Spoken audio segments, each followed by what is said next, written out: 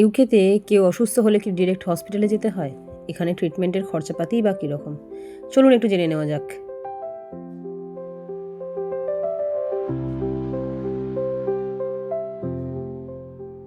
NHS হলো ইউকের public health care system.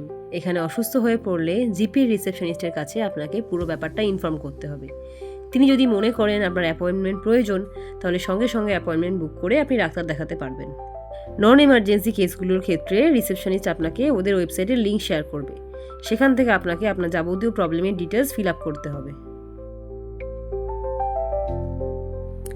অনলাইনে ফর্ম ফিল আপ করলেও আপনি ডাক্তারি গাইডলাইন পেয়ে যাবেন।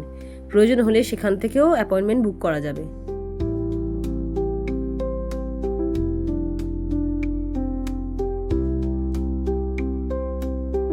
বাচ্চাদের সব ক্ষেত্রেই প্রায়োরিটি অনেক বেশি দেওয়া হয়। এইসব ক্ষেত্রে বেশিরভাগ কেসেই কোনো রকম অ্যামাউন্ট চার্জ করা হয় না, সবটাই পুরোপুরি ফ্রি।